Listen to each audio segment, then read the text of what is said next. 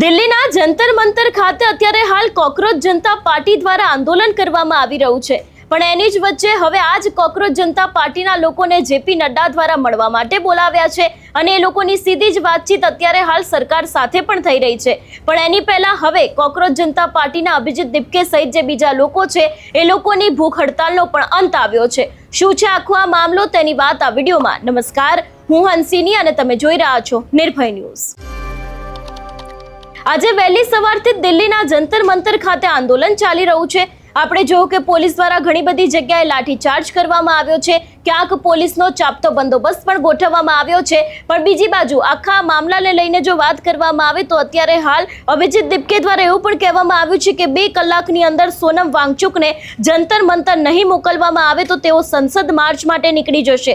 સોનમ વાંગચુક અત્યારે હાલ હોસ્પિટલમાં દાખલ છે અને આજે તેમની ભૂખ હડતાલનો 23મો દિવસ છે। પણ એની જ પહેલા અત્યારે હાલ કોકરોચ જનતા પાર્ટીના પ્રવક્તા અને બીજા લોકો છે તે લોકો કેન્દ્રીય મંત્રી જેપી નડ્ડાને મળવા માટે પહોંચ્યા છે। વાંગચુકે હોસ્પિટલમાંથી પત્ર પણ લખ્યો છે કે તેમને સંસદ માર્ચમાં જવું છે, તેમને ડિસ્ચાર્જ કરવામાં આવે। અને બીજી બાજુ અત્યારે હાલ જંતર મંતર ખાતે મોટી સંખ્યામાં લોકો છે એ લોકો જોવા મળી રહ્યા છે। પણ હવે અભિજીત દીપકેની સાથે જે લોકો ભૂખ હડતાલ પર ઉતર્યા હતા એ જ લોકોની ભૂખ હડતાલનો હવે અંત આવ્યો છે। સૌથી પહેલા તો એ દ્રશ્ય ઉપર નજર કરીએ।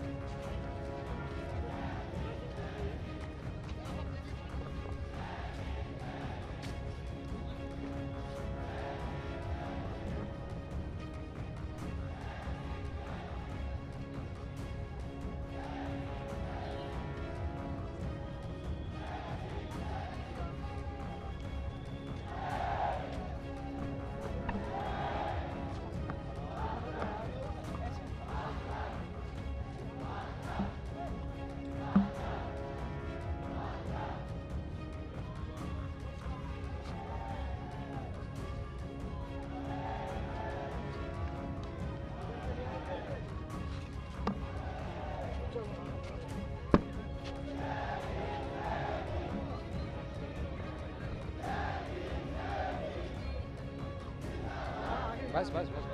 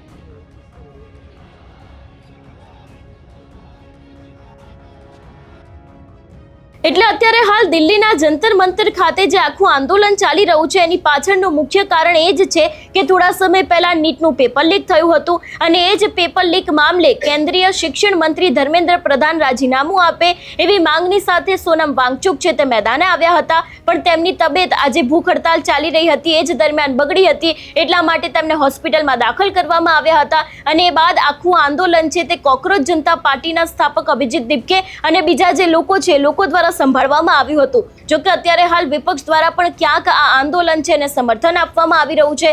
ઘણી બધી જગ્યાએ આપણે જોતા આવ્યા છે કે વિપક્ષ દ્વારા સમગ્ર મામલે અલગ અલગ વિસ્તારની અંદર આંદોલનો પણ કરવામાં આવે છે, પણ જોવાનું એ પણ રહેશે કે કોકરોચ જનતા પાર્ટી અને જેપી નડ્ડા વચ્ચે જે આખી આ વાતચીત થઈ છે એની અંદરમાં પણ શું બહાર આવે છે. આ વિષયને લઈને તમારું શું માનવું છે અમને કમેન્ટ કરીને ચોક્કસથી જણાવજો. તેની સાથે અમારી ચેનલ નિર્ભય ન્યૂઝને લાઇક, શેર અને સબસ્ક્રાઇબ કરવાનું ભૂલશો નહીં. નમસ્કાર.